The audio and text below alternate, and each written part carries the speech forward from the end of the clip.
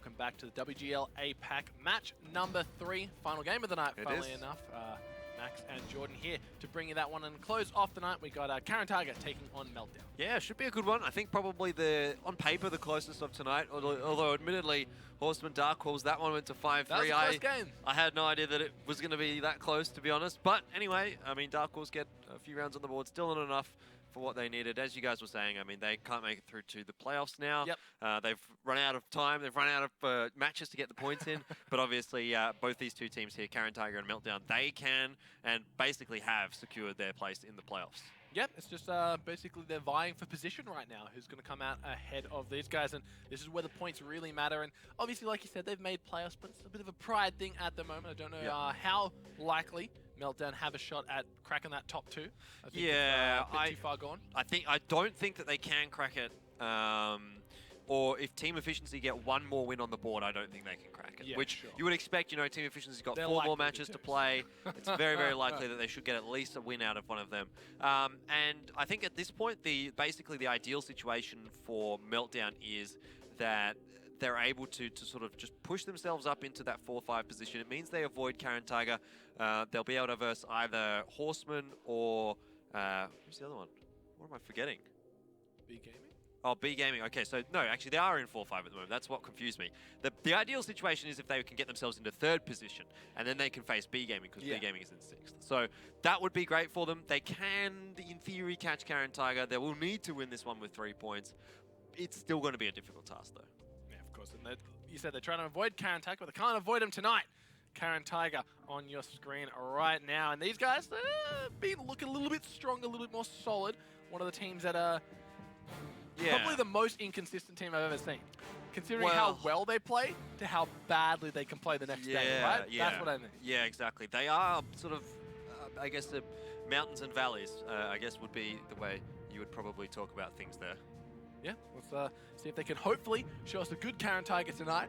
And hopefully not the bad one, because these guys, when they're playing bad, they're playing bad. But they were early adopters of the mouse when it wasn't meta. So now it should be playing in their favor. On the other side of the table, Meltdown with the cutest nuclear explosion you've ever seen. Yes, it is. It is definitely a very cute nuclear explosion. Obviously, they've had a very, very impressive run within, I suppose, the second half of the WGL APAC. Yeah. Every time we talk about them, we sort of say they didn't play well towards the beginning. They were really dropping matches, which we thought that they should be winning, but now they seem to be back to their old form, or with a couple of the roster changes coming in here, they have definitely excelled, I suppose. The last 4 matches, or last 5 matches, sorry, has only featured 1 loss, which was last week, and I believe that may have been against Wargaming. I'm not 100% certain. But looking at the player matchup for tonight, Hellcry and Pink Pig, the 2 damage dealers, the top damage dealers for both of these teams. Very closely matched, even. I mean, Pink Pig is 2100, Hellcry almost 2000. So close. So close. Accuracy is pretty even across the board there. The only real difference is the average damage blocked by armor. Seems like Pink Pig gets a few more bounces, but I mean, in reality, 469 is not that much. So really looking to contrast these 2 players in the consistency role and how well they play tonight for their team, because these 2 teams are very evenly matched up. Of course, this is when Caren Tiger having a good day. Meltdown, they're kind of like the epitome of consistency at the moment. They're on a really good win streak, and pretty much all their games go the same way. It's Caren Tiger that is a variable coming to this. If they play well, I see them taking out Meltdown, but I just think if they play poorly, it's going to be a stomp. Yeah, it can go either way, really, because both these teams have looked pretty good. I think, I guess we'll see how it does go, or how it does turn out. We'll have a look here at the map picks while we sort of consider what's going to be going on here. Cliff ban from Caren Tiger. Alrighty. It's been their first veto 12 out of their, 14 games. They've also second vetoed it once as well, so they've essentially almost always vetoed it in every single matchup. Muravanka being taken away there by Meltdown. That's a little interesting for me, because that's a really bad map for Caren Tiger, actually. And not an awful one for Meltdown, but it's not one that they always tend to find themselves on, so fair enough. Himmelsdorf for Caren Tiger, can't fault them for that. It's an awful map. Well, not an awful map. It's not a great map for Meltdown. Ghost Town makes sense as well for Meltdown there. Really good map for them. Pretty decent map for Caren Tiger as well, though. So that one could be, I don't know, maybe a 1-1. We'll see how that one goes. Yeah, could be. Mine's taken away by Meltdown. I mean, not much to say about that one. It's a bit of a 50-50 map for them. Yeah, a lot of teams don't like Mines or Cliff. Yeah, You it just seems need like that- you either love them or you hate them. Yeah, that's really. the way they go about it. So Caren Tiger take out Mines, take out Cliff, and Meltdown return the favor, take out Mines. Steps will be vetoed out by Caren Tiger second. Prokhorovka and Ruinberg. Yeah. Great to see Caren Tiger picking Ruinberg again. I love to watch him on that map. And of course, once again, the tiebreaker will be Steps. Little surprising not to see Ruinberg as the first map there for Caren Tiger, but in saying that, It's Meltdown... Caren tiebreaker. They know they're getting there. Yeah, potentially. And they want that in their back pocket. I think the reason that they would have let that one go through a little bit later is because they know that Meltdown is quite comfortable on Ruinberg. Even though Ruinberg, when you look at it on paper, 81% for Caren Tiger, 44% for Meltdown. I think a lot of those early losses for Meltdown were partly on Ruinberg, so that's kind of sort of skewing the stats a little bit. I think they're a little better on Ruinberg than a 44%. Brute force the CDC down everyone's throat. Yeah, don't. And it's exactly. just like, Don't even remind me. Stop it. Don't And even remind me. That's where the skewing comes from. Yeah, and it's also one of the maps that Meltdown has actually picked quite a lot this season as well. So they're quite comfortable on that. They're quite happy on it, even though it is Caren Tiger's best map on paper. You know, let it through, see if you can get something better on Himmelsdorf, which I think was actually a lot better of a first map pick because they are quite good on it. 87% win rate, or 82%, sorry, on the defensive side. Only 44% on the attack. But overall, you know, 65% win rate in terms of their rounds on Himmelsdorf. Meltdown, they struggle quite a bit. They sit around 40% in terms of their win rate on Himmelsdorf. So overall, you can see it is a little bit more of a comfortable map for Caren Tiger. Our third time seeing Himmels tonight. It'll be interesting to see if we see another different strategy coming out here. Caren Tiger are one of the teams that do take the T95 strategy, double T95. Sure. They will, of course, be picking a lot of heavy tanks here. They like the mouse. They liked it before it was buffed. Yeah. They like it now that it has been buffed. I'll bet I think the Type 5 heavy as well, we'll see that in their hands as well. Potentially a T110E3 or something like that on the defensive side here for Caren Tiger. We have seen them playing that every now and then as well. So I would suspect it's going to be a fairly heavy sort of a looking lineup really here for CT. On both sides of the map, but particularly on defense. Well, it's hard to say as well. With Meltdown coming into this, we've only actually seen them play once in our stream on the new patch, because last week they had that map against Coalitions that got forfeited. Then the next day, they got kind of smacked down by EL Gaming. So coming into this one, kind of even footing, maybe a little bit less of a threat than Caren Tiger at the moment. So this will be the real test for them if they've adapted well to the new meta and how well they can angle their armor, essentially. That seems to be the defining factor between the mouse users at the moment. Definitely will be. I mean, we've got Himmelsdorf and Ghost Town as the first two maps in this pool, so it's going to be a great test. It's basically going to be down to the heavy tanks, really, for the first 4 rounds here.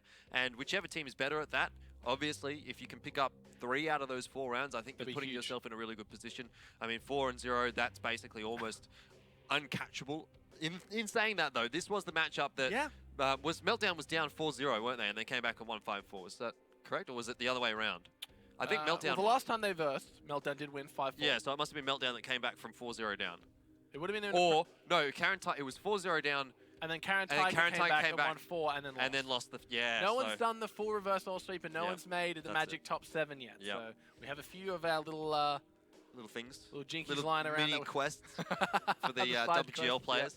Yeah, the side quests, I suppose. But here on Himmelsdorf, I'm not so sure how I'm going to call this one. I mean, like I said, it's not an excellent map for Meltdown, but it still feels as though they can contest on it. So I wouldn't be hugely surprised to see a 1-1. I've actually predicted 5-4 overall, so I think I'm probably going to be going 1-1 for most of the maps that are coming out here. But there's the T110E3 that I spoke about for Caren Tiger. I thought it would be on the defense. Okay. It is on the attack, so that's a little bit interesting. But in saying that, fairly standard lineup coming out from both teams. A lot of mouses coming out for Meltdown and a Type 5 heavy. So there's a lot of HP to chunk through there for Caren Tiger. Yeah, they've got a long road ahead of them on Himmels right now. Have to see if Meltdown, obviously enjoying the mouse. They're going to be picking up 4 of them. Going to be putting their angling skills to the test against Caren Tiger. Both teams running a Type 5 heavy here. All comes down to who's a little bit better at angling their armor as we jump into the first round of the 3rd game. Caren Tiger taking on Meltdown, and Meltdown trying to go for a little bit of a spread out setup right now. Pathfinder, he's going to be the scout for the boys. Moving on up, looking over the forest. Oh, not the forest, but the park. Polly and Mudame both moving their way on up. Akio V down the G line. He's got to be a little bit careful if Pathfinder gets the early spot, and Blast Cry and Pink Pig maybe move up a bit too far. Oh, Pathfinder does spot out APAC, but yeah, a lot of information actually early on in the piece here for Caren Tiger, and they've only really shown one tank at this point. So this has been a pretty decent early game actually for CT. Yeah, moving the way on up. Very slowly, and that's just what we're used to seeing here in the mouse meta here.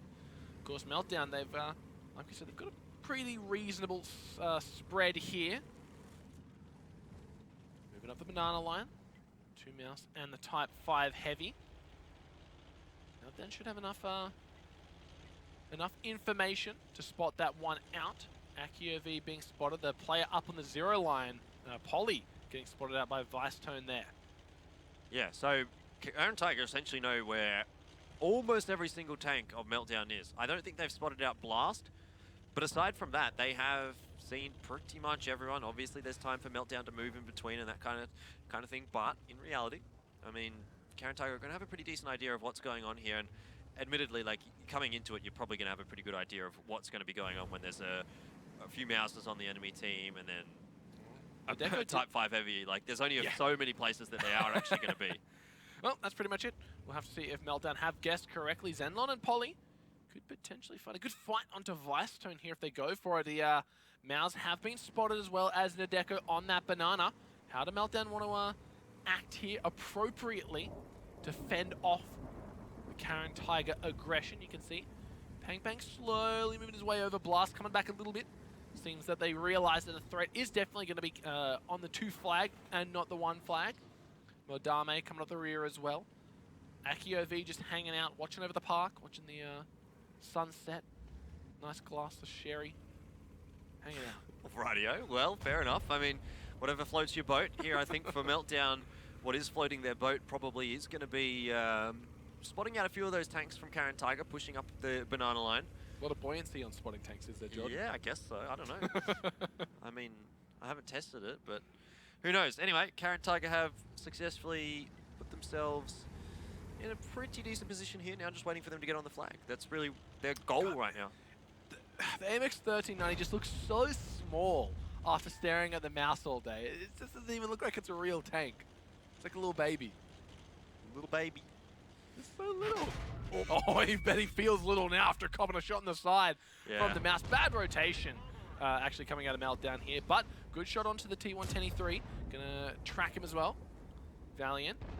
Gotta be careful here because we've seen what goes wrong when the mouse doesn't angle their armor correctly. But Maro finds a bit of damage here onto Valiant. He's getting lower and lower. He can't contest the triple mouse here. He's got to be careful. Yeah, Valiant, I mean, he's not in a terrible position here. It should be pretty straightforward for him to just be sort of angling his armor there and bouncing some shots. So I'm surprised to see him actually take that much damage so far, but in reality, he's still got 1800 to play with, which is more than enough at this point. Again, taking another shot, so that's really not good. You can't be allowing that kind of free damage to come across. Another one goes in? No, that was just the same. Oh, what is going on? I don't know, but this is pretty much deja vu to what we saw happen to Gomley last map. How does that? How did that many shots go through without him trading back at all? I don't know. Just inexperience coming out of Valiant in this situation. I don't know. Maybe he's not a comfortable mouse player, but look how small it is. Yeah. So get on the cap as you would expect. A little bit more pressure now going to be on the shoulders of Meltdown. Polly cops a shot. Well, quite low actually. Might be in a little bit of trouble. He's dueling Vicetone. Yeah, he needs to. But Vicetone's he's low. up against Mr. Batshot, but Pathfinder is going to be there to back up Polly, and he's second now. So if he comes through in the MX-13 Diner, he should be able to kill Polly here with only 1 shell left to play with. Well, yeah, both of them are a 1-shot. Oh, actually, no, Polly's not. Polly's 654. I thought he was a bit in the low. night. Oh, there he is. Pathfinder's found him. Yeah. He's going to have no trouble finishing him off. Oh, and Polly doesn't even manage to connect the shot. That's insult to injury. Polly goes down. First kill on the board coming from Meltdown, so they find a kill. This is going to leave the flank of Caren Tiger very vulnerable. They need to pull out. They need to have 1 tank watching it. 20 seconds left on the cap, though. Meltdown, they need to act soon, as a matter of fact. Yeah, they definitely do. There's 3 tanks on the cap. There should be a pretty straightforward reset here for Meltdown, but they are only going to get it into the Type 5 Heavy. They're going to want to reset that 1390, so they can buy themselves a little bit more time, especially considering Yupa now is backed off, but holy dooly. He just got one shot. Absolutely Straight wrecked. up one shot. Well, that's going to be that, I think. Meltdown relieving so much pressure, and now as long as they trade well, they have the tank advantage. They can output more damage than Caren Tiger at this point. Bang, bang. Good shot. He does take down Nadeko, but he goes down himself. It's a 6 versus 3, favoring Meltdown, and being able to pick up Poly forced Caren Tiger's hand. They didn't have the positioning to play with. They didn't have the tanks on the field to work with, and they go down to Meltdown, who just straight out brawls them. That Type 5 Heavy, every time it great. shoots, it's just boom. I know, these good. headsets do a great job of kind of relaying the bass on that one. Yeah. The whole city shakes when a Type 5 Heavy shoots. Indeed. Maro doing his best, does take down Blast, but at the end of the day, there's only so much that's going to be going on here for Caren Tiger. Not a lot actually going on with Caren Tiger, funnily enough, as they will be going down in the first half of Himmel. How much damage is Cry going to have? I mean, how many shots did he just pump out there? Probably 6, 7, 8 in that brawl. I mean, every sort of, so many seconds you just hear that boom, boom. Well, we know, just add the HP. And the baselines add the HP of an AMX 1390. Exactly. He got that one shot on the 1390, so that's a lot of damage as well coming out. I think he'll be up towards the top of the damage chance. Oh, yeah, he was doing work. And really great stuff coming out of Meltdown. The AMX 1390 and Vice Tones Batchat able to catch out Poly and put him in the ground.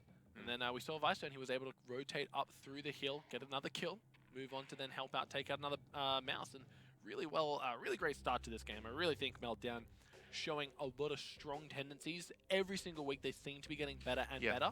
I think they're being very consistent as a team. I mean, since they've brought in Valiant, I think they've probably lost maybe 2 or 3 matches, really, and that's it. And that's like the EL Gaming and efficiency, right? Yeah. Oh, no, they beat Team Efficiency. Yeah. They lost to Horseman, maybe? Horseman, I think. What's the only other team, right? It's EL and it's Horseman.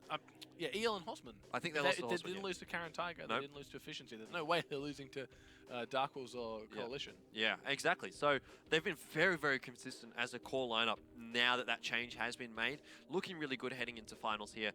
It is a good start for them there as well, picking up that one on Himmelsdorf. Remember, it is Caren Tiger's map pick. It is a map that, typically speaking, Caren Tiger have been favoured on. And, to be able to get 1-1 on your opponent's map, you can't really complain about that, assuming Caren Tiger do pick up the defensive side of Himmelsdorf here, which they have been pretty consistent in doing, 82% win rate on that. So I'm saying 1-1 here for Himmelsdorf, but that puts Meltdown in a really good position because they're moving on to their 2 maps next. I want to see it. He just blasts him sky high. Not even sky high, actually. He puts him in the ground. Yeah. He dug his grave for him with that shot. 3.9k damage out from Cry. Really good stuff from him in the Type 5 Heavy. 8 shots fired. There you go. 2 kills. Very nice work from him. Yupa got a bit done. Maro got a bit done. But again, I mean, these damage numbers are going to look a little bit inflated because we're in the mouse meta. There's so much more HP to chew through that obviously they're going to be bumped up just a little bit there. So not really too much to touch on there. I mean, there's no real surprise. Actually, I guess Pathfinder in the 1390 did 2.2k. Oh, wow. That's quite respectable. And he was able to kill. It wasn't like he was just shooting the mouse either. He was able to take out a Batchat. Well, you don't really want to be shooting a mouse in a 1390, admittedly. Like, unless you're behind them. And even then, unless you're cleaning up. Even when you are behind them, you don't pen every single shot unless you're shooting the right areas. And then if you do, you're still hitting for barely a lot of damage. Yeah, exactly. So it's not a good situation to be in a 1390 in this meta. But I think that's evidenced by Mordame doing no damage at all. Well, he did get absolutely wrecked by the Type 5 Heavy, so we can give him a pass mark for that, I suppose. But Blast, not much damage done in the mouse, doesn't really matter. Meltdown still won. I think across the board, I mean, it doesn't look like anyone from Caren Tiger there has had a particularly awful game, though I would say Poly getting dropped on the other side of the map kind of before the fight started. That's what not he was good. Doing. Like, why him and Vice Tone having a Batchat battle on the opposite side of the map? Because they're both trying to flank around, they're trying to be the lurker, I suppose, and catch the opponent off guard from behind. So they inevitably do meet each other when they're trying to go for that rotation. Just turns out that Vice Tone did have a little bit of a backup. I mean, the AMX 1390 came out to what are you going to do? You can't win as a Batchat versus a Batchat and a 1390 unless you get extremely lucky. for some reason and bounce pretty much every single shell from the 1390 or something. Yeah, not going to happen. But yeah, exactly. Not really going to happen, realistically speaking. So a little unfortunate for Polly. He probably should have been a little bit safer there. Probably should have run back up the hill as opposed to going down and trying to escape that way. And probably shouldn't have taken the fight with Firestone for quite as long there. But in the end, I mean, it is what it is. Caren Tiger are going to have to deal with it. They have lost that first one. They should be able to come back here in the second, though. Well, they're in a good position to do so. We know that Caren Tiger, a very strong team, very resilient when they're playing well. It's just, it's got to be questionable because that was a pretty convincing round by Meltdown. I think they only, lost one tank maybe at the end there? Maybe two? Not 100% sure. So if this is the Caren Tiger that we're seeing, if they're setting a precedent that they're not playing well tonight, that they're on the lower end of the spectrum in terms of their pretty much consistency, Yeah. then I don't have a lot of faith for them. I don't think they can make it. Exactly. I mean, we did see Meltdown win this matchup last time they met. Was 5-4, as you said, week 6, so not too long ago. They do have the advantage in terms of, I guess, that. But we'll see how it goes here. Meltdown gonna have to be going up against double T95, so that is something that we said Caren Tiger likely to take here on the defensive side. We've seen it from them before. It's worked out for them before. A very, very heavy lineup here for Caren Tiger. Again, double IS4, double mouse, type 5, T95. A lot of armor, a lot of health to chunk through here for Meltdown, though. They do have a 50B and a bat chat. There's a decent amount of burst damage there. I like both the lineups here. Well, we'll have to see if Meltdown know how to get in around it. We saw Horseman do it to Darkles in the last game when Darkles just set up. Watch all the angle. They still find a way in through the banana. Of course, we'll have to see if Meltdown are along the same train of thought. Doesn't look like it, though, but they still have plenty of time to work with. But you gotta remember, when you're running around, rolling around in the mouse, you're gonna have to commit to your decisions. You don't have a lot of time to backtrack and double back. Well, Dame's going for a bit of a push here in the IS4, so he's going to get some presence on the one line. Meltdown not hugely interested in that side of the map, which is fair enough as far as I'm concerned. They should know that there's going to be a T95 down there, and now they definitely know that. Zenlon being spotted out by Pathfinder. Pathfinder, sadly, I'm going to have to say, you're not going to get a whole lot done in the 1390 trying to shoot a T95 frontally. He's probably aware of that. He's going to reload and back out. In the meanwhile, Meltdown have gained control of the hill. Done a little bit of damage over to Zenlon in the meanwhile. So, I wonder where that was from. Must have been Vicestone and Pink Pig perhaps up on the hill. Or yeah, I think that's the only one that could have hit him. So, interesting. As Meltdown get ready to make their attack. If you guys at home are wondering what's going on in the minds of Meltdown, well, I got a thing for you. It's called a listen in. So let's jump on board with Meltdown and see how they plan to take this attack. 근데 뭐야 저기 쏴 아공 오! 그렇지. 존나 괴롭겠다 저 한지 이거 우리 안 떴다 아직 마우스 마우스 하나도 안 뜸. 야 세터 아무것도 없다. 통곡 완전히 가렸거든 이거 야, 야 장난학기를 아무것도 안 하지 용수가 야 친구 하나 개피다. 가자 내가 확인해줄게 뭐야? 야, 잠깐만. 야 그럼 우리 저거 여기 140에 바로 확인하면 가 내가 할게. 알았어. 야, 니가 야 상황이 가라 그래. 아직 확인하고. 아 사과냥 없다. 여기 이거 많이 붙은 거 봤으니까. 없어. 확인 다 기방하나 애들? 기방하면 감사한데. 감사합니다. 나 여기도 일본 없어. 나 저거. 스파 바람 떴다. 오케이. 통곡 저거 쌍경인 것 같아. 가자 없어. 가자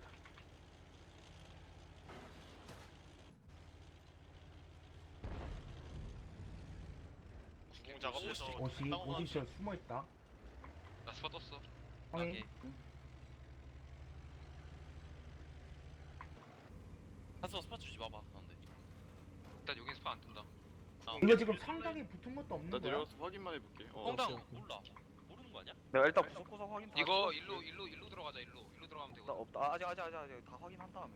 여기 확인한 많을 것 다음에. 같아. 여기 다 있을 것 같은데 그냥. 저거 통곡 따인다고 콜 나와가지고. 통곡 맞아. 통곡 한대 맞았어. 한 대 맞았다고? Looks like Meltdown, you could hear they were very excited about that damage coming on to Zenlon. They know that he's quite low at the moment. Pathfinder, going to be the scout for the squad. Vicestone's copped a few as well. Down a considerable amount of health. He's got to be careful. Pathfinder just having a look into the two flag here. Not spotting much out. You would generally speaking expect there to be a player on this corner, so He's doing his namesake. He's finding the path, boys. yeah, there is actually. Polly's sitting on the corner, but Pathfinder doesn't spot him out. Maybe that's a slight advantage for Caren Tiger here. Perhaps some misinformation in the ranks of Meltdown, but realistically, I don't think it's going to play all that big of an impact here. Meltdown probably will still go ahead with the same strategy, which would probably be to put the 1390 on the 2 flag. Maybe he is going to get reset with some HE, but we'll see. Kind of just waiting to see where Meltdown want to go through. They're making their way up through the garden. I call it something different each time. I got to say consistent. It's the park, right? I call it the courtyard. The courtyard. That's perfect. That's why you're the main tank. That's why you're the main caster and tank. The main caster, yeah. The main tanks caster, Elfish. You're the main tanks caster right now, mate. You're Yeah. doing the hosting. I'm just here for the ride. Well, would you like me to draw the banana for you? whoa. Hello. Is that your waifu, Jordan? That's not my waifu, it's Caren Tiger's waifu. You would be very mad if I told him that that was my waifu and not his, I reckon. Well, hopefully he doesn't listen back to this broadcast and that exact moment Yeah. and hear me call her your waifu. Or else you could be in a lot of trouble. Oh, yeah. We said these players, they like to get vocal on Twitter. They like to make their presence known. Yupa does like to get his presence known on Twitter. Anyway, in the meanwhile, Meltdown have actually got themselves on that flag. Pathfinder in the 1390, no surprises. Doesn't actually have that much backup here, so really what Caren Tiger want to do, well, that's not what they want to do. What they want to do, sorry, what Meltdown want to do, not what I was Caren gonna say, that's Tiger exactly what Caren That's exactly Tiger what Caren Tiger want. What Meltdown wanted there is that they wanted to force some of those players to cross that 5 line, because you could see that sort of a setup that they had with all the mouses down sort of in D5. Anyone that crossed there was going to take 1,500 damage or so. So that was the ideal situation for Meltdown, but the reset, really, really easy there from Polly. I mean, there's nothing that Caren Tiger is going to be worried about now. Well, Meltdown, they're running out of time here. Like, normally this wouldn't be, like, this time wouldn't be a big deal, but you just got to remember there's so much HP on the field to go through, and 4 minutes isn't a lot of time to get through it. Polly, he may have been caught out once again. The AMX-50B trying to get some shots, not going to pen that one onto the IS-4. Bounces another, struggling, finally hits one, but that's 1 out of 3 shots fired. Not a good margin by anyone's count. No, definitely not there. And AkiOV might be in trouble. They could have caught him out here. The Mouse Brigade coming through. This is not a fun prospect to peek this corner to, because there's 3 Mouse. There's about 1,500, maybe a little bit more alpha damage, generally speaking, And coming Type out 5 from them. heavy. And that Type 5 heavy, which is going to be putting so much damage into you as well. Oh, that actually splashed both of those tanks, Pang that's Pang and impressive. Blast. Oh, AkiOV has gone down. The AMX-50B picks that one up. That's a Mouse off the field for Caren Tiger. Meltdown with still 4 of the heaviest tanks in the game staring down at you, but he goes down. The T95 is off the field, and if this could go 2-0 for Meltdown to start us off here on Himmel's Caren Tiger's pick, they've got a long road ahead of them. Caren Tiger will be struggling now if they do go down 0-2 here, which is looking like they will. Meltdown with the health advantage, with the tank advantage, and one would argue they probably have the positional advantage here as well, because Pink Pig in that 50B, he's able to rotate around to anywhere really that he wants. Vice Tone as well is going to be able to catch Mordame in the back, I think, if he sort of starts to rotate up, though admittedly he is quite low on HP. And have a look at that. I mean, they don't even really need it. Like, the trade's just going the way of Meltdown. They just impress me week after week, it seems. I'm really interested to see where their skill ceiling lies. Obviously, they had a pretty poor performance against EL Gaming, only winning 2 rounds. I still think they're a much better team than what they showed us in that game. I even pegged them to win that game against EL Gaming. I thought they were on such a come-up that they had the potential. Didn't show us that against this game, but they're showing us here tonight against Caren Tiger that there's such a force to be reckoned with. Vicestone does go down to Modame, but that, it's nothing. It really isn't anything for Caren Tiger right now, or for Meltdown right now. They have the HP pool advantage. They have 6 tanks left on the field. I mean, admittedly, Nadeko could probably one-shot, like, Valiant and Blast. Without even really aiming, like he just has to click on them, but it is far too far gone here in reality. Pink Pig off the reload does take down Mordame. Nadeko now just all on his own, does take down Cry, but that's all that he's going to get here. One would Did think. he just bounce 4 shots? 5? Well, they're shooting his turret. I so know, but still, it's impressive. yeah, no, the 2 shots to the front of the turret, you can kind of be like, okay, why did that bounce? No, that made sense. Like they should have bounced. The shot into the side of his turret, you probably would expect to be penning that one, but anyway, I mean, it doesn't really matter at the end of the day. He goes down. He goes down, so whatever. 2-0 for Meltdown. Mark it down on my sheet. They're looking good. They really are. They're looking very, very good here. And I feel like that's kind of the direction that this game's going to take. Usually we don't see Caren Tiger come back from this deficit. I know I say that, and they did exactly that to Meltdown last time they versed, so it's always impossible to count out Caren Tiger, especially considering we could potentially see history repeat itself. Wouldn't that be a... Was it myself and Alex that cast that one? You and Alex, you missed out on that. You missed out on that epic action. I missed all the epic ones. I mean, You the do. first 5-4 between Team Efficiency got to EL see I missed. Coalition Zoo take a round. Oh, Gaming on that was Gimbals. so epic, man. That was so epic. Like, I would just trade all my WGL experiences to be able to cast that game again. You can go back and watch it anytime you want. Just put it I on mute. don't think that I will be. Just tell Alex, come in my room for a second. We'll just cast some tanks. Oh. Nope, not fun. Not Sure. fun. It was fun to watch. Definitely fun to watch. It was very interesting to see how that was actually working for Coalition Zoo, because we sort of thought coming into that one there's no chance that they were going to get even a round off EL Gaming. But, I mean, they did it, so props to them. In saying that now, obviously they didn't pick up the win, so it is what it is. And I guess bringing it back a little bit here to Meltdown, I'm going to be the repair kit again, Rogi. You like that one? I did like that one. You like that one? I thought it was very fitting, actually, because I'm always the one to bring it back. Meltdown. Yeah, I worry about me and Alex sometimes. Just go off on a tangent and like fly off. But Caren Tiger Meltdown, like Caren Tiger has got a lot of thinking to do here, because yes, they are moving over to Ghost Town, which is Meltdown's pick. It's not a terrible map for them, traditionally speaking. So they may have a chance actually of being able to 2-0 that one, I think. On paper, though, I would say it's probably a 1-1 more than anything else. Yeah, I don't know, but the way that Caren Tiger just got rolled over on Himmelsdorf, I don't know. Potentially a 1-1, yes, but like Caren Tiger have looked good on Ghost Town, don't get me wrong. I really like their mouse setups before the mouse was the meta pick, when they would put it on the 2 flag and just wait. Say someone reset me, I dare you, I double dare you. The tank comes around, bang! Bang! Smacks him out. Kaboom! Kaboom. Hopefully that didn't blow everyone's ears out. I don't know, it might have. Might have. Well, apologies for that one. friends. All right, so having a look at the, again, overly inflated damage stats, because there was mouse, type 5 heavy everywhere. 4.2k for Blast, really, really good for him. 3.8 for Cry, also very, very good. And 3.8 for Pink Pig. I mean, that's really, really tops. But yeah, again, it's one of those games where it's like, meta. it didn't feel like Pink Pig was doing a lot because we just didn't see him. But 3.8k damage, 3 kills as well in the AMX 50B on Himmels, really making it work for him. Finding a niche, finding a little someone to play it. And Vicetone, he mustn't be used to this, man. He mustn't be used to being all the way down here, shooting shots that are doing 0 damage, speeding around. Oh well. Pour one out for your boy Vicetone. Yeah.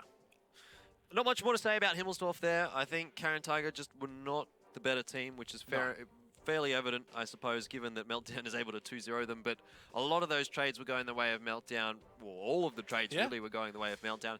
The only things, I guess, that was some takeaways there for Caren Tiger is that some of their players were in there doing some pretty good damage. I mean, things were rolling along okay, just that Meltdown was a little bit better. They were trading just a little bit better, and obviously pulled off the win. So here on Ghost Town, it's going to be much of the same sort of a situation. We are going to be seeing those heavy tanks rolling out once more. I feel like there's a little bit more of a room to maneuver for those Batchat players. So for Poly, for Vicetone, maybe someone's going to be picking up a Batchat AP here or something like that. AMX 30 is something that we've been starting to see a little bit here on Ghost Town as well. So I wonder if anyone from either of the defensive sides is going to be picking that up. It can go on the boost where we typically see the UDES, where we typically see the RU251. But that is also something, I mean, that not all teams are going to be taking. So I would hesitate to say, okay, this team is going to take the AMX 30. I'd be more predicting something like, okay, it's just going to be Mouse, Type 5, 50Bs, Batchats, and then Thoughts sort on of the see what else. Heavy though? Hey? Thoughts on the 57 heavy instead of the 50B though? Actually, yeah, look, I like the T57 heavy. Makes a lot of sense. Obviously, it has a lot better DPM than the 50B, but what you do trade off for, I suppose, a little bit of extra armor on the T57 heavy and also a little bit of extra DPM is the mobility, basically. The AMX 50B can get around a lot faster, it can flank a lot easier, and maybe catch your opponents off guard. So if you're on the defensive side, or even if you're playing a fairly static kind of a setup on the attacking side, you know, getting into that 2 flag and really just trying to dig in there, T57 heavy makes sense. But if you want to be sort of mobile, rotating across the map, going between the 1 flag and the 2 flag, a 50B or 2 50Bs is probably the better decision. Yeah, we'll have to see if teams have picked up that T57 heavy we started earlier today, and while it didn't look like it was doing a lot, definitely put up the damage when we got the statistics up on the screen here. So maybe Meltdown have added that to their repertoire. But Pink Piggy did such good work on the 50B on Himmels. I wouldn't be surprised to see him manning that one once again. Yeah, 50B and T57 Heavy, though, they play fairly similarly. True. Obviously, both autoloaders. The 50B, actually, the other thing that I failed to mention there about the T57 Heavy is that it can clip out a lot faster. So it fires its 4 shots a lot quicker. Yeah. So you don't necessarily need to Stay in the firing expose line. yourself. Exactly. You don't need to expose yourself for quite as long as you're firing those shots. You can shoot and then get out faster than the 50B. So that's a little bit of an advantage that it has as well. It's a little bit stronger in that kind of a brawl, given that, and the fact that it can, ding maybe 1 or 2 shells, a lucky bounce, something like that, which is not going to happen for a 50B. Well, that's a very valuable asset to have right now, where we're seeing players go into these extended fights against the mouse, and they really need to, the autoloaders, they need to get their damage out, they need to get the heck out of there. That lower reload time on the mouse is just so difficult for some of these autoloaders to deal with. I mean, you could say it's maybe going to be a little easier to punish a T57 Heavy if they miss position, because it will take longer for the T57 Heavy to escape. But on the flip side of the coin, it's going to be faster for the reload for the T57 Heavy. So maybe you have less time to work with, but if you can capitalize on that timing faster, it will be an easier kill for you. I mean, we're really getting deep into this. It seems like it's something comes down to preference in the It's player, much of right? a muchness, really. Yes, preference and kind of, I think, general team setup as well is something that's going to play into that one. So we'll see whether or not we do see a T57 Heavy or a 50B. I think we will see at least 1 or 2 of them. I would hope to see 1 or 2 of them because I like watching them. Yeah. Bat chats as well going to be super important here on Ghost Town. They'll always be important. I don't think unless they get nerfed into the ground, will there ever be a meta where the bat chat isn't important? No, I don't think so. I mean, you would have to probably really gut the bat chat. Like, you would have to ruin its gun handling, well, I guess if you ruined its gun handling, that wouldn't be nice. But, if you took maybe like a shell out of its clip or gave it an extra shell in its clip but lowered the alpha damage on its shells, that would affect it a little bit as well, make it a little bit more like the bat chat AP, where it takes longer to get its damage out. I mean, there's a few things you could probably do to the bat chat to probably draw it back a little bit, bring it back, and make it maybe a little bit more in line with other tier 10 medium tanks. But, I mean, it is what it is. I like watching it. I don't want to see it nerfed, actually. I think that it's a very, very exciting tank to watch. Tank as well. When I sort of think of the mouse, I think that's not so exciting to watch. I mean, it's a lot of a slower gameplay. You will see more drawn-out fights, but you get a lot of more hype moments with the bat chat, sorry. And the 50Bs, they can come in, they can clip out a tank, they get out, you have these highs and lows. But with a mouse, accuracy, positioning, exactly. But with a mouse, it's just sort of like the fight will go at a very slow incline, right? Until the final climax where there's maybe 1 or 2 mouses left brawling against each other. But anyway, we'll see how this turns out here on Ghost Town. We're probably going to be getting a mix of both. We'll have a few mouses, we'll have a couple of Type 5 heavies, we'll have some bat chats, we'll have some 50Bs. We'll see what we get. Yeah. Interested to see how Ghost Town goes. We pretty much set up a very elaborate storyline here. I mean, look, we had a lot of time to choose your own adventure. Which one will we see? Will we see the 50Bs and focus on their flanking and their mobility, or will it be the T57 Heavies? And it's neither. It's the bat chats, though. We've got the bat chats at least. So 2 bat chats on both teams. I guess it sort of feels a similar kind of a role as a 50B. A little bit more flank heavy as opposed to just straight up fight heavy. But, I mean, look, we'll see how it goes. Both of them used to essentially clip out tanks. It's a fairly standard lineup from both these teams here. WZ-111s from Caren Tiger. I like that. They like the WZ-111s. Oh, they do. It's really their go-to tanks. Now, the thing here, actually, for Meltdown is that there's no UDES, there's no RU-251, there's no AMX-30, anything like that you'd see typically up on the A1 boost. So if Meltdown do want to go towards that 1 flag, this matchup actually right now wouldn't be an awful decision to do that. Though with the kind of lineup that they do have, triple mouse, Type 5, it's more likely that we're going to be seeing them towards the 2 flag. Looks like Modame is going to be making his way over to lock out the 1 flag there. We, with our God Vision, can see there's only going to be Blast in the 1390. Over on that side, a very wide berth being given by 2 of the players on Meltdown at the bottom side of the map. It's going to be Pathfinder and Vicetone hanging out there, trying to get a scope of the land. As you can see, the triple mouse and the Type 5 heavy all just methodically making their way over, just trawling through the cityscape. Yeah, I mean, it's still going to be a little bit of time before the mouse get in position. Oh, yeah. Meltdown just slowly strolling their way through Ghost Town, as you do. Caren Tiger fairly well set up actually for this. You know, they can spot pretty much everything. Poly's in a good spot to get some shots if Meltdown do push a little bit too aggressively down towards that western side of the map. I mean, you can't really fault anything from Caren Tiger right now. Essentially what they're doing is just waiting for that information. They're waiting to find out what Meltdown is doing. You can see Blast hanging out in probably the least disguised bush you've ever seen. Don't know if the foliage in that one will be doing much good for a bright yellow tank. Well, yeah, I mean, in real life, Yeah, probably real not. life. Game mechanics, it will be doing a Counts lot, the same? actually. Yeah, I mean, you just have to cover certain parts of your tank. It doesn't even matter if, like, your tracks are poking out or Yeah, anything yeah. because they're not the spotting points. It's a kind of a weird mechanic, but there is a video about it. Yeah, if you watch, I watched the video, man. Yeah, go have a watch of the video if you don't know what we're talking about. It's very, very informative and really useful as well for probably a lot of the newer players around the place. But speaking about how things are going for Meltdown, they have managed to get themselves into a fairly forward position on that 2 flag. I mean, they haven't actually gotten onto the 2 flag just yet, but they do have control of that area of the map. You can see as well their bat chat starting to push the 1-2 line. So things are looking pretty peachy actually at the moment for Meltdown. They're getting what they want. They just need to actually start to put the pressure on Caren Tiger and force the fight. Yeah, Caren Tiger, they're got the front line, the back line's just kind of rotating around. I'm curious to where they will strike. They have a few of these flanking tanks ready. But I don't know if they can get behind Meltdown. It feels like Meltdown, they've kind of dug in quite well here. And Caren Tiger, they're going to have to go for a very wide rotate. They want to go for that one. Looks like Blast will be spotting out Zenlon.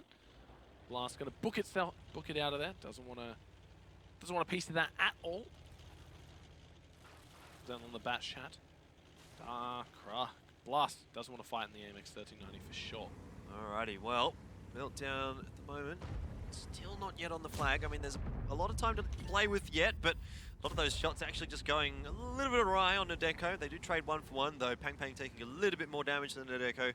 Really much of a muchness at this point, though, given how much HP all of those tanks are on. But, I mean, Meltdown, they have a slight HP disadvantage here. Really nothing to write home about. It is going to come down to Vicetone and Pathfinder, though, I think. Those are the guys that we're going to need to watch and see what they can do with those double bat chat, because if they can get around and clip out 1 or 1.5 tanks, it could really basically push things all out of, I guess, out of position for Caren Tiger. It will be chaos in the ranks. That's what we need to see from Meltdown. I think that's their win condition. They're not really going to win a brawl necessarily because they're going up against a couple of WZ 111s when they've got a 1390 and 2 bat chats. I mean, things across the board, aside from that, relatively similar. So in a brawl, Caren Tiger actually has the stronger lineup. But in sort of a pick-based gameplay style, that's where Meltdown's going to have the advantage. Yeah, you can see Vicetone and Pathfinder were both set up to go for that flank, but Polly's in a great position to watch the back. The vulnerable area, actually he's just going to descend back into the fight. Maybe his team needs him. He's going to see Vicetone and Pathfinder being spotted out. Polly making his way through.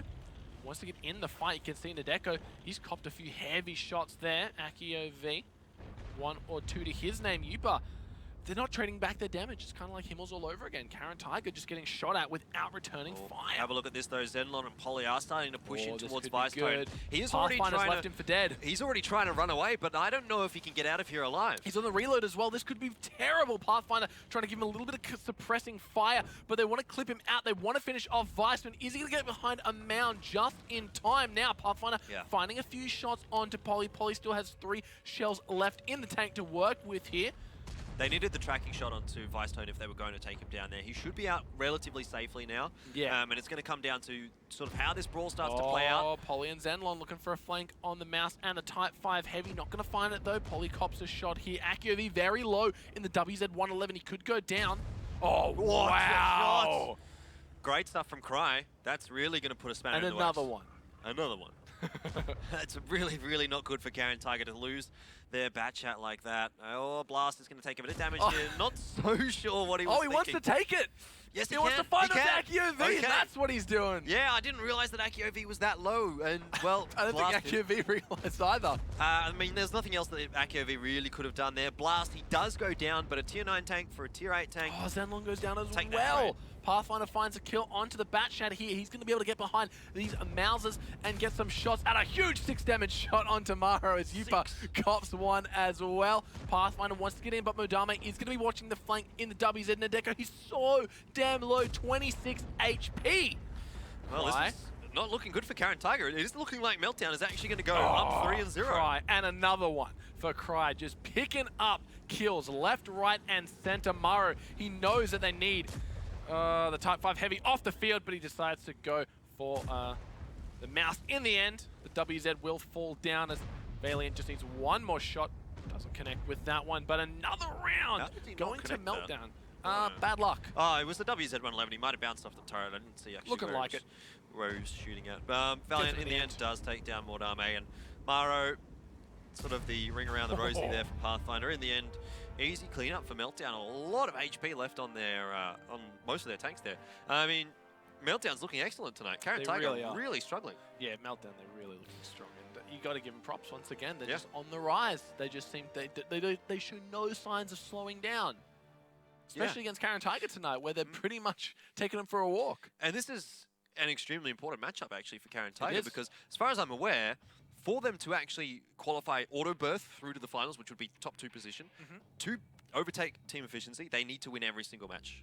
Oh, well then, So if they don't win this, team efficiency can they get essentially some tiebreaker wins? Or do they have to no, they have to 3-point just wins? Oh, get well, 3-point wins. one So more round and they're out. if they win every single match and team efficiency doesn't, I think team efficiency will need 2 points if Caren Tiger wins Okay. every single match to be able to stay in. So if team efficiency doesn't get 2 points, Man, which is essentially just another win or a couple of tiebreaker losses or whatever, Yeah. I mean, they will be fine. But Caren Tiger need this win if they want to try and make it through to the finals without having to play through playoffs. Now, admittedly, a very unlikely situation, to get that many but wins, you've got to keep the dream alive. difficult. For team efficiency to lose that many, also Yeah, unlikely. I know. But, I mean, it's something there for Caren Tiger to consider. Now, the way that it started, it's not looking like it's going to happen. No, they're down 0-3 already, and that's just...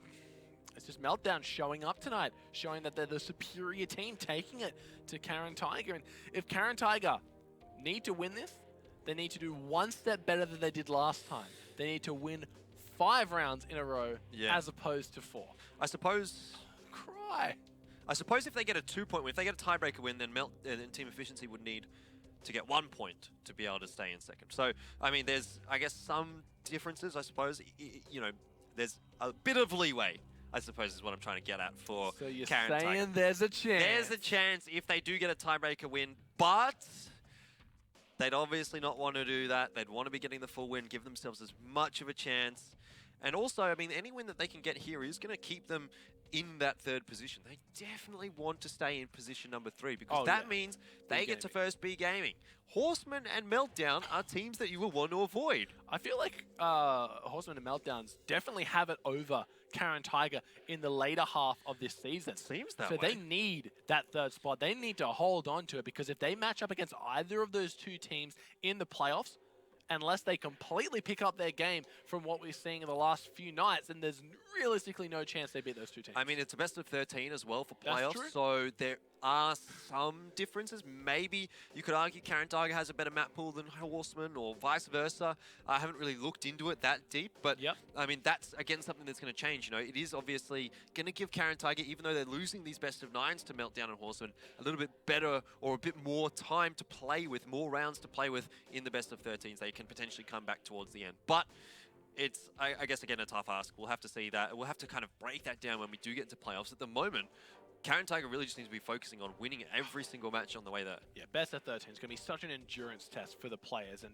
Caren Tiger, they definitely have endurance. Not just for the players, mate. Not just for the players. Caren Tiger, they definitely have endurance as one of their redeemable qualities. I've never seen a team go to this many tiebreakers ever. Well, I mean, the only reason other teams have tiebreakers is because Caren Tiger brought them there. yeah, they were definitely the team last season. They seem to be the team this season, though. Not quite as much, but still getting into a lot of tiebreakers. Now, here we go. We've got a fairly standard lineup from Meltdown. They do have the UDES. Same Caren Tiger lineup? It is the same Caren Tiger lineup, exactly. They have double bat chat, WZ-111s. I don't mind the WZ-111s, though. If they do head towards that northern flag, We've the seen it UDES work. will be able to clean things up pretty easily. Yeah. So I don't know. I'd probably just go to the 2 flag here for Caren Tiger. Try and brawl it out in the city. You can still use the WZ-111s. Obviously, the UDES is not so flexible. The only place that it really can be doing work from is that A1 position. So we'll need to see him try and do as much as he can. But if Caren Tiger can play around it, I mean, they're in with a good chance here. I like the lineup. I I can't fault the lineup. It just comes down to playing it out properly from Caren Tiger. Yep, Caren Tiger going to be making their way on through. They need a win here. They can't afford to go into the into the 0-4 position. Then, look, again, they did it last time. They got down here, and they won 4 in a row to then look so disappointed. If you're going to win 4 in a row, win the game. Win the whole thing. So, Yeah. they're going to have to do it again. They really are, because Meltdown, they're in the lead and they show no signs of slowing down. Every round they're winning by a bigger margin as well. Yep, exactly. Every round that Meltdown get here is also going to just be making life that much more difficult for Caren Tiger if they do hope to come back here. So I think it's now or never really for Caren Tiger. Yes, I know they were able to bring it back through to a tiebreaker last time the two teams faced when they were down 4-0, but you know, you need to be doing better early in the game just to make life a little bit easier for you as you head into the later stages of the series. We can see Caren Tiger, they're positioned like they want to go for a brawl in the city. Doubt they'll be using either of the caps as a avenue to make that fight happen. Well, Caren Tiger still just poking around that 2 flag. As of yet, they haven't really achieved all that much. I guess they've figured out where a few of those Meltdown tanks are, but haven't really traded any damage. I mean, neither team has taken damage here at all. So Zenlon, he's sort of spotting the J line. We've got another player there from Caren Tiger. I assume it's Polly up on the top on the B0 line. But look at Pang Pang's health. He's taken a smidge. Oh, a tiny little bit. I reckon that's probably just someone run into him at the start of the game. Yeah. So, not much to write home about. 40 damage. I guess it's a little advantage, but... If we see a tank live on sub 40 HP in this game, then we're going to know that it wasn't just a little bit of damage. We've seen tanks live on like 6 HP before, so I'm going to go out and say that every HP point counts. Yeah, you're right. I mean, you're not wrong. Like, it can come down to that, right? When it's an avoidable thing. It's not like he took Sure. a shot. It's just running into a wall or your teammate just failing their driving lesson. 100%, 100%. The RNG role, I mean, if it's kind to one team or unkind to another, you know, the team. It's like, a harsh mistress. If you roll 39 points worth of damage short, maybe that 40 extra HP would have helped. Yeah, that's it, right? So, anyway. Like, we're really going out on on a tangent here. We are, about but the like, HP. I do think it's important. Though. It's I something think, like, that could affect there's it. no reason you should ever take damage when you're just driving. Yeah. That's just, come on, we're in Gold League now, guys. Oh, well, stranger things have happened. Anyway, Yupa starting to take a little bit of damage. Just crossing there. Not looking hugely healthy now. Down to 200, or 2,000, sorry. Just above 2,000. Maro as well taking a little bit. So, Meltdown early on, trading pretty well here. Yeah, this just seems to be the storyline of this game. Caren Tiger come out to trade, and they're left empty-handed. Meltdown, they're just better at it at this stage. They're good at angling their armor and finding the weak spots in their opponents. Zenlon has copped a shot as well. Down 500. That's going to give the Udez a lot of free reign over the map. Wonder if anyone on Caren Tiger will go for a few blind fires up there, but I think they have bigger issues to worry about, like the triage of Mausers staring right down their barrel.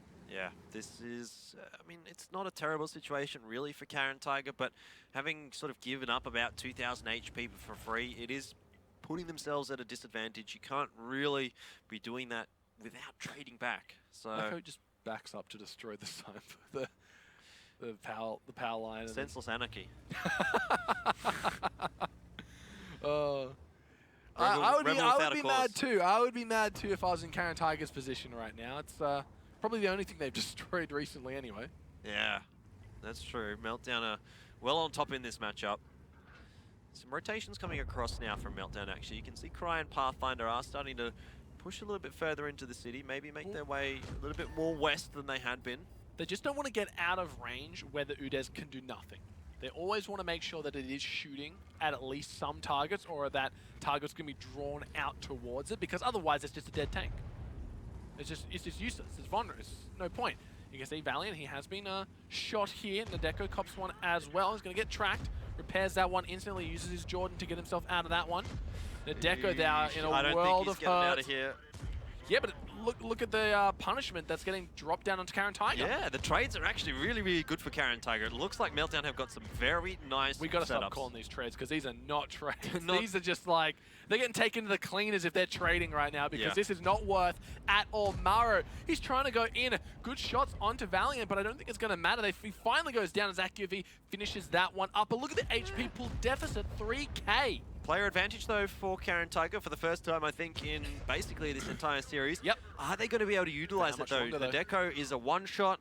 How much is he going to be able to get done in the fight here? Probably not a huge amount. Ping just straight misses. Yeah, that wasn't a great shot from him, I'll be honest. And now he's going to be punished for it. Yupa but goes down. there you Great go. stuff by the 50B. Finds that one. Now Maro in a terrible position. He's left his backside vulnerable. Pink Pig able to get one through the arm of Nadeko. One shot as well. 341 HP on him. AccuV finding some damage here and there as well. Meltdown on even footing with the 3,000 HP pool advantage. Pink Pig should be able to kill Maro here. He's got the side of his tank. 3 but seconds though. the angling's not too bad. In Oh, the he end, gets it. He he goes pins it. down in the nick of time. He is able to trade himself out on that one. Cry should be able to pick up Nadeko any second now. Polly as well in the bat shed. Only one shell in the tank.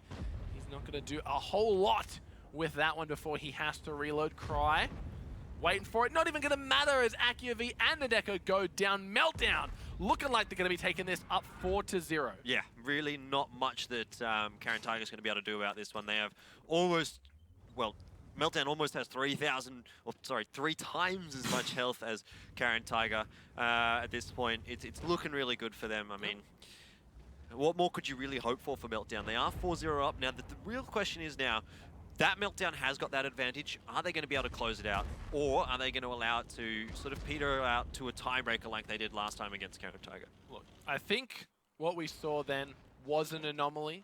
I don't know if Caren Tiger are playing well enough. In that series, it wasn't like Meltdown stomped every single round.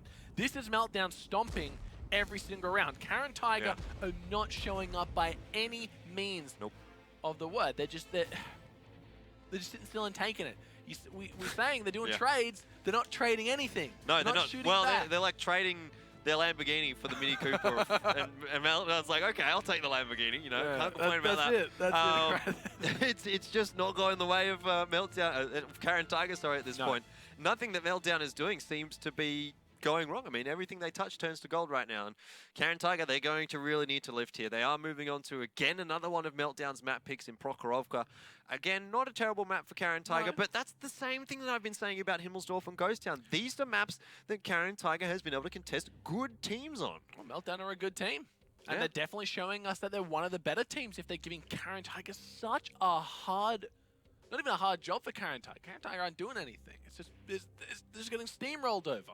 Getting crushed. Yep. It's not even a contest at this stage. Caren Tiger, they really need to pull their heads in if they want to have a chance at this one. Because right now, if this continues, it's going to be 5-0, clean sweep. They're going to get knocked down. They're not going to be able to get that easy game against B Gaming, and they're going to struggle in playoffs as well. They need to pull their act together. Yeah, exactly. And Meltdown, at the moment, any point that they can get on the board, it's a point closer to Horseman. It's a point closer to Caren Tiger. So I still feel as though position number 3 to position number 5, 3, 4, 5, up in the air. They all can continue to swap around here. If Caren Tiger has a really shocking 2 weeks here, we may see Meltdown in 3rd position. We may see Horseman in 3rd position. Both of those teams really, really hot on the heels of Caren Tiger. I think Horseman needs 1 win and Meltdown needs 2 to catch them. So well, that's the thing. I don't think Caren Tiger, if they play like this, could ever beat Horseman or Meltdown. Yeah. So they need that spot against B Gaming to make it through. Yeah, just to make it through to the finals. I mean, not to mention, if they do get through to the finals, they certainly will have to face either Horseman or Meltdown. I'm not expecting to see B Gaming at the final in reality.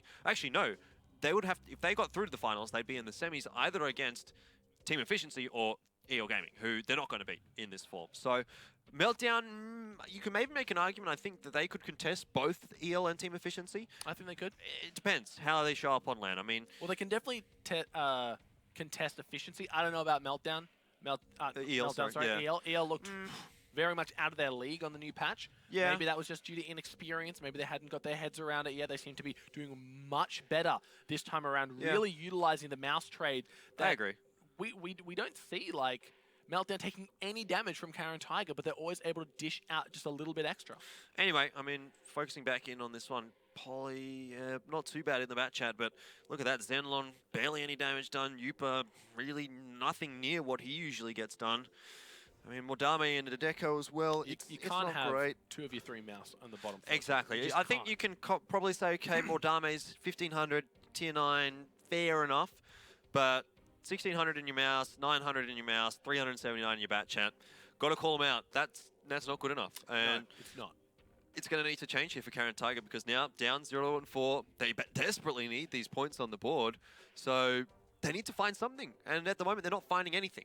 And they're running out of time to find it as well, Jordan. They have 1 round left in them before Meltdown make this a clean sweep. But, of course, we have to remember last time it looked this good for Meltdown, it didn't all of a sudden as Caren Tiger won the next 4 consecutive rounds. So if it would be crazy to see Caren Tiger pull that off again, but I just don't think they're playing well enough. Yeah, not really, though it is possible, given the maps that we have coming out That's here. true. Prokhorovka and Runeberg, both pretty decent maps for Caren Tiger. I mean, Prokhorovka, decent. I feel like if they can make it to Runeberg, Runeberg, they'll excellent. take them to a tiebreaker. It feels like that way, doesn't it? I mean, Yeah. Meltdown, we have been seeing them challenge teams on Runeberg, so they could actually have a chance of picking up a 1-1 on Runeberg, I feel. But definitely that's a very, very comfortable map for Caren Tiger. So if they can get there, they will be feeling probably pretty confident.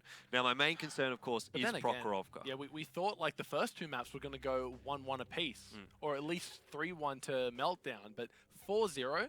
So even if we look at the maps that we think are advantageous for Caren Tiger, we thought some of these maps were too, and they just didn't work out for them. So I'm really trying to find how Caren Tiger going into Proc can come out with a win here. We saw Team Efficiency. We've seen a lot of interesting things on Proc. We saw the 5 mouse strat by Team Efficiency on the defense where they just didn't move from the spawn and just kind of go to their opponents into coming for them. We've seen just a bunch of crazy things. We've seen the grill back. We've seen the S-Tank doing work. We saw Caren Tiger with a few interesting picks of their own. Not Caren Tiger, Coalition Zoo, with a few interesting picks of their own. That was a little interesting. Yeah, I mean, Prokhorovka, I'm just sort of thinking about how I feel like this one's going to go. It is a map that has been good for Caren Tiger throughout this season. It's one of their most played maps. They've played it like 22 times, which is a lot. And they have something like a 60% win rate, roughly around there, which is pretty respectable. Oh, wow. On the same token, Meltdown sitting around 60% as well, but they've only played it like 10 times, something like that. So yeah, you really not have quite to as much. Caren Tiger may be feeling pretty comfortable going into Prokhorovka here. So on paper, it does look like it's going to be a 1-1 here. I think both teams are going to be pretty comfortable on the map as well. So I'm probably calling a 1-1, depending on which side they start on. I mean, a 1-1, if Meltdown closes out their 1 first, it's 5-0. So yeah. I don't know, Caren Tiger, they're running out of options here. And like you said, they do have a lot of experience coming into Prokhorovka. But we've got to remember, it's a new Prokhorovka this time around. We've seen very different strategies coming through. And some of the old ones just not cutting it anymore because the mouse is just such a force to be reckoned with. Yeah, I mean, we're even seeing the mouse on Prokhorovka, which is we something saw that 5-1. I didn't think that we were going to see at all, like Thought on that was Prokhorovka. The last bastion of hope. Yeah, Looks like Muravanka stands alone. No, Muravanka they play mouse on as well. They play 1 or 2. I think Steps is really the one for me where you may see 1 mouse, but that's basically it. So that's the last bastion of hope for me in terms of the map pool. Well, actually, maybe Cliff. Cliff doesn't get played though. We haven't seen much Cliff, but yeah, Cliff doesn't get played. Exactly, So it doesn't get played. It gets banned out a lot, which is unfortunate. I really like watching Cliff. I think it's one of the more exciting maps to watch. Maybe when it gets its HD makeover. rework. Yeah, well, makeover, I don't know if it, like, will it still be in the map pool if it gets a HD rework? I mean, well, we needs to be. We're running out of maps here. Well, I don't know. I guess it gets banned every game, so it doesn't matter. Yeah, but there are discussions I would think, or there is a discussion to be made, or an argument to be made, sorry, for reducing the map pool to 7 instead of 8, because the maximum that you can play is 7, right, in the best of 13. I agree in a sense, but that just does tend to see patterns come out and a lot of stale action, just super repetitive. I would be in favor of swapping some maps out, right? Get rid of Muravanka, I think. Bring in something else. I don't know what map. I mean, there's a lot of maps in World of Tanks. There's probably a lot that...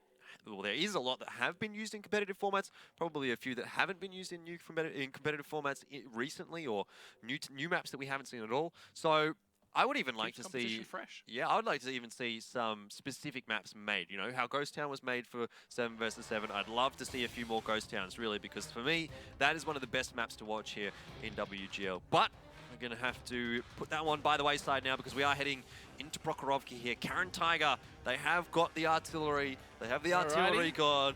It is Opalisk. He's going to be playing that for sure. Every time that you see an artillery on Caren Tiger, it is Opalisk, and he's actually, I would say, the best artillery player in the region right now. When it's your niche, you better be it. If like the only reason you're busted out is to play the artillery, you better be a damn good artillery player. We did see him a lot last season on Caren Tiger. He was kind of their light tank player as well. Really good in the T49, but this season we've pretty much only seen him in the Lorraine. Almost every single game that he plays, he's playing the artillery. And he does a damn good job of it as well. He's actually up the top in terms of the average sniper damage dealt. So that's the damage dealt over 300 meters. 1,000 average sniper damage dealt, or just above 1,000 per game. It's impressive stuff. Which is like 200 to 300 average damage per game, more than the next highest, which I think might be Fox TS, but I don't know off the top of my head. And that's impressive. It might be Yusuf Shampar, actually. But anyway, one of them. He's head and shoulders above them all, though. So really good artillery player. We have to make sure that... Oh, look at this! Oh, a little disappointing. Disappointing. I was getting a little bit excited. So was I. It looked great. It really did. And then that 57 came out. And imagine you were in a tier 10 Arty and you fire that. Like, that'd be great. You would just completely obliterate them off the map. I would say Opalisk is probably good enough of an Arty player to potentially sacrifice one of these tier 10 tanks for an artillery piece on a map like Prokhorovka. Who would you have step down on the side of Caren Tiger? I think you'd probably just put Polly maybe in like a 1390 or an 9251 because he's tending to be the kind of player that does play a lot of those faster tanks. He's in the bat chat more often than not. That's true. Or even you just take a tier 9 artillery, put Polly in a bat chat AP, he can still get work done in that. I mean, it's almost the same tank, you know, not quite as strong. But I think that can work for Caren Tiger. I mean, I like the tier 9 arty. We've seen it a few times. It's able to do a lot of damage. At the moment, you're seeing... Like, he's hitting his shot. Exactly. It's just, he's inhibited by the tier 8. Exactly, and it's a Lorraine as well. So if he was in an M40-43, he'd probably be doing a bit more damage, but he seems to be a lot more comfortable on the Lorraine. Yeah, it kind of came out very Australian there, so I thought I would have to... I thought I would have to really just give it another crack, because it was like... no one would have understood what I just said, but yeah, he's much more comfortable on the Lorraine, and... I guess it's just his comfort tank, right? So maybe that's the reason we only see the tier 8s coming out from Caren Tiger, though I would like to see them experiment with some heavier, or sorry, higher tier artillery. Yeah. Well, of course, on the side of Caren Tiger, they've got the impossible mount ahead of them. They need to win 4 rounds in a row to make it to tiebreaker, then win 1 more to take it all the way. So that's a lot of stress on anyone's mind. So let's jump on board with Caren Tiger, have a listen in, as I'm sure Opalisk will be voicing a little bit of concerns with these low damage artillery rolls. カニ目じゃないでしょでも。カニ目だよ。あ、カニ。やりますね。俺が壊しとくか。俺が見とく。俺が見とく。後ろの家だけ壊しとくよ、俺時間じゃ。もうなんか右の辺舐めといて。ああ、舐める。舐めるっていうか置いてるよ。オッケー、置いてる方がった。ナイス。ナイス。今その位置だっけ？うん。まず上がってくる。これあと14。あれ撃っていい？あ、無理だ。ダメ。あと10秒。撃っちゃダメ。あとエピ。俺マジ俺まださら危ねえ、お前消火器積んでたんか。よかったな、お前。俺ずっと見る。俺がずっと見る。俺がずっと見る。俺がずっと見るから。STR ここ。バット1枚南。じゃあ南外してくんね。南外して北集めして。北に集めして。マロが減ったからマロに。あーすま。いやいい逆に強いから。オッケー。マロ真ん中入れ。俺ずっと見るこれは。マロ真ん中入れ。オッケー。俺振る。それ顔出したらすぐバレるから俺。オッケー。わかった。マロ帰るときについでにさ、ここ舐めるわ。俺がずっと見る。でマロさ、北に置いといて。ここで。Finally an artillery shot not connecting. It seemed like Opalisk had those homing shots on point. But look at the side of Caren Tiger. 2 of the bat shots have taken a heavy bruising there as well. But look, the man is he's an absolute machine when it comes to manning that artillery. And I think you're onto something here, Jordan. I think maybe Opalus could be the one player we could see in potentially, tier 9 or a tier 10. Well, we have seen a couple of players in tier 9 Fox TS has played it earlier today. Spencer from Horseman we see in the tier 9 artillery, but never Opalus, who I still rate as probably above both of those two in terms of the RD play. But have a look at that. Yupa gets traded out for Pathfinder. So overall, for a batch at AP, actually kind of favouring Meltdown there in that sort of a situation. They do have the health advantage here as well. Nadeko has been dropped very, very low. He's a one-shot. I mean, Meltdown, even though they take all that much RD damage to the start of the game, they still manage to win all of these trades. Yes, they have a double mouse as opposed to a single for a Caren Tiger, but I don't know. This is not looking good for CT. Polly is able to find the kill onto Blast, but Modame finds a few shots in his backside out of that one. He might be able to kill out the mouse here if he's able to connect with the damage. Finds the first one. Can he get the second one here? No! Valiant takes him out. Modame can't connect with any of his damage. Now Polly's on the run. He needs to get himself to safety, but Pink Pig in the S-Tank doing work. Low reload time allowing him to just pop off damage. One more shooter, but Cry steals the glory away from that one. Maru, Nadeko, and Opalisk, the last three left alive.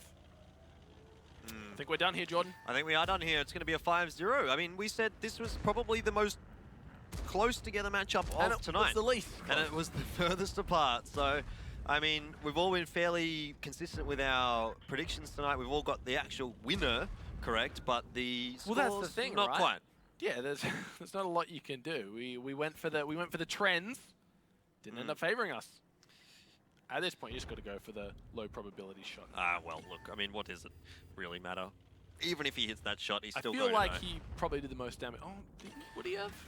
I don't know. He was hitting a lot of shots, but they weren't big shots. Yeah, But that's just the... It wasn't so much. It was damage that he was getting out, right? That was effective. Yeah, every 20 seconds he was doing damage. But he was also just being a pest. Bit of a pest, really. Like, yeah, you know, just I hate artillery. Every artillery shot. That's the kind of thing that Valiant, you know, Valiant's in there screaming. He would have been. He hates it. We've seen the video. Yeah, we've seen it. I mean, he doesn't like artillery. No one really likes artillery, to be fair. Opalus does. Apparently, Opalus does. But Caren Tiger probably do as well, since they have a good artillery player. But yeah, look, I mean, it's not enough for them there. Even getting the superstar artillery player into the match on It looked like Prokhorovka. he was kind of the thing they were missing. He was turning the tide of the battle. But I don't know, the rest of the tankers, they just got completely shut out. We were focusing so much on how much damage Opalisk was able to dish out, and we look back, and two of their tanks were down like 2k health. Yep, just put him in a tier 9, tier 10 army. I reckon he's going to be able to get a lot more done there. That might be a key for Caren Tiger, but admittedly, they were probably not going to come back from that anyway. Yeah, it was 4-0 deficit. Yes, they come back before, but Not how many tonight, times Jordan. are they going to be able Not to do tonight. that? You can't Once. rely on that kind of thing.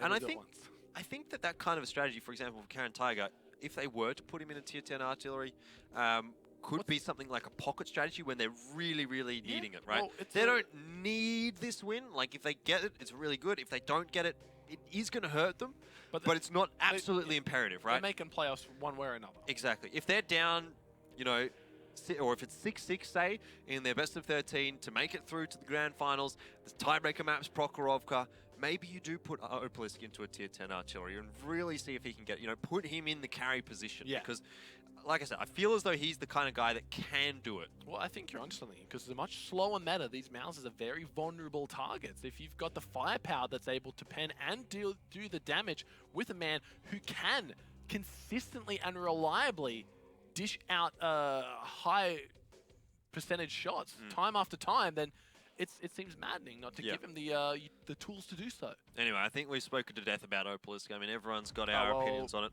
I mean, we're going to see a few more. Probably the highlights reel of Opalisk going to be coming out here. Wasn't enough to save Caren Tiger in the end. I actually like this view of the fight. Yeah, that was a nice one. I mean, top down gives you a good idea of what's going on. Opalus didn't like it though, because he got out of that one quick smart. Yeah, well, I think overall, Meltdown had a pretty good one. It was their bat chats really there that you can see. Yeah. Getting the work done. Vicetone 3.4, Cry 2.5. He's got to be feeling good after that game. Finally, able to flex his bat chat once more. You're probably not going to see huge numbers here from the rest of the Caren Tiger players. I'd suspect it. You probably see maybe Opalisk up around 1,000, perhaps.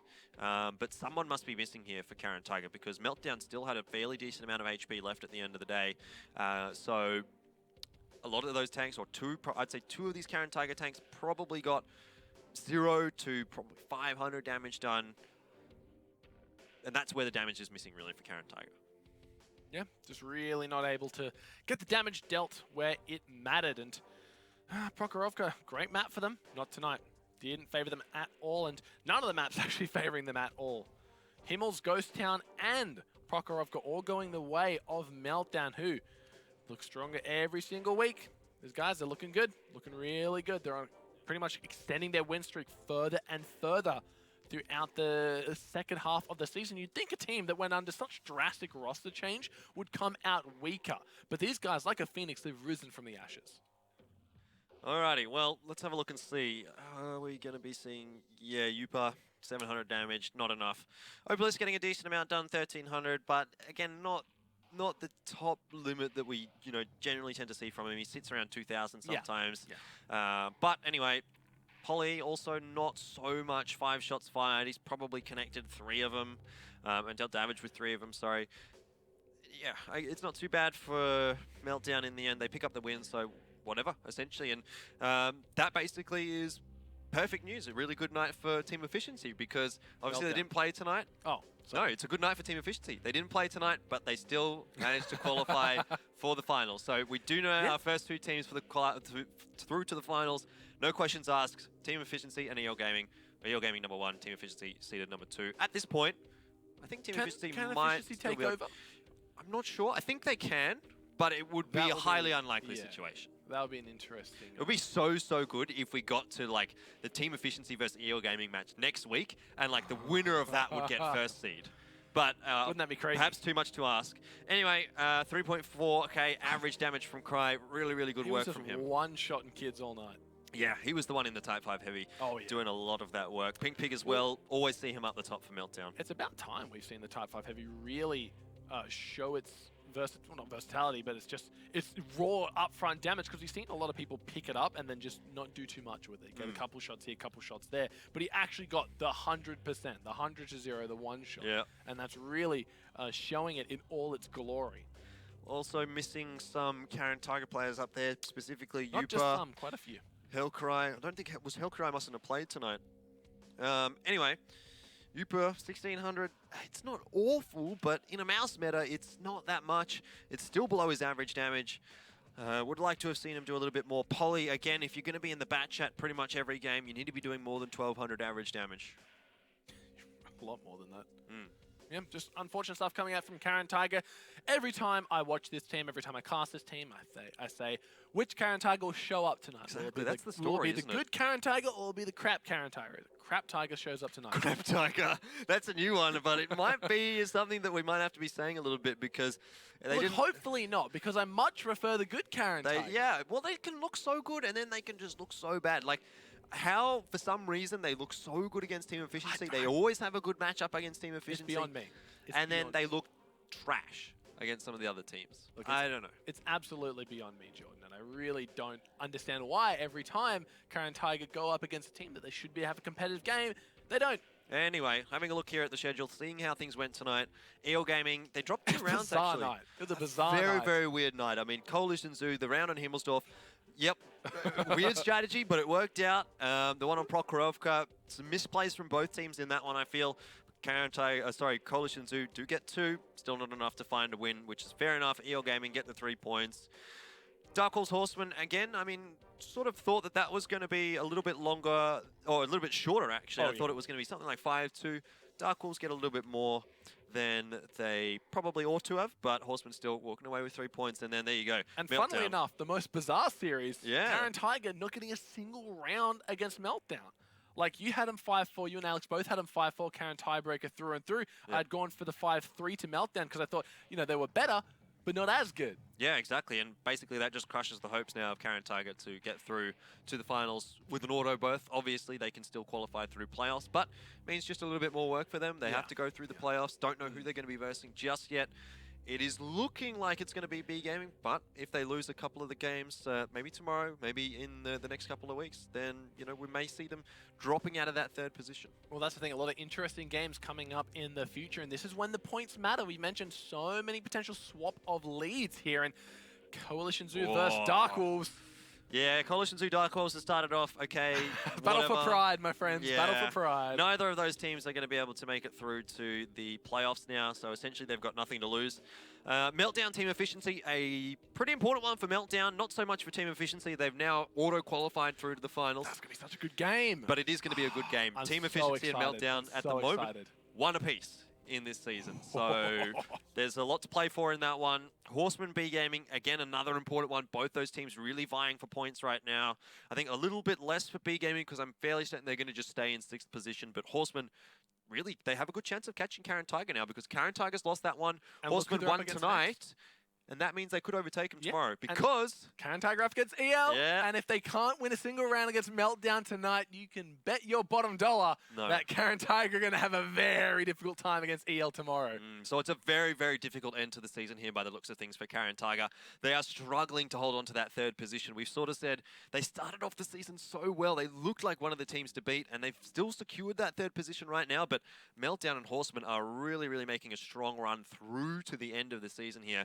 And I feel as though one of those two teams, if not both, are actually going to catch Caren Tiger. We may see Caren Tiger drop to 5th. Yeah, I wouldn't be surprised because both of those teams can beat Caren Tiger and will beat Caren Tiger if they keep showing up like this. This just can't happen. They were such a consistent team throughout the entire season, and now they're just dropping it all. Yeah, exactly. I mean, there's still a lot to play for all of these teams here. Hopefully, we're going to see some interesting shuffles around in those standings. But obviously, we know team efficiency and EL Gaming through to the finals. That's what we can lock in. That's what we're starting to set our sights on now. Playoffs and then finals, and that's only a couple of weeks away. Yeah, and another great night of tanks out the way. It's been an absolute pleasure to watch some of these epic games, and unfortunately, some of the less epic ones. But of course, from myself, Jordan, Alex, and the entire production crew, thank you guys so much for watching, and of course, happy tanking.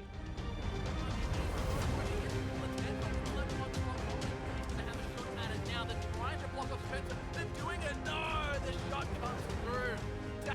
Oh, there he is. Pathfinder's found him. Yeah, they have no trouble finishing him off. Oh, and Polly doesn't even manage to get the shot. That's insult to injury. Polly goes down. Of the apocalypse, 4 of them left alive. They're going to be on a stampeding rampage right now as Nandasu goes down.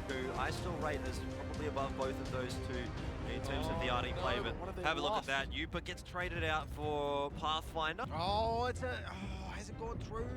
Oh, he gets that one though. Somehow curves a shot down. That drop off perfect. HP takes on the Dark Wolves. This could be an absolute throw if they blunder this one up. The snipe shot coming through. Not going to find it. He needs to put that shot a little bit further. He missed it. Oh, he tracked him. No, Oh, okay, that's going to be enough to finish him off. Great stuff. Now, tanks back in.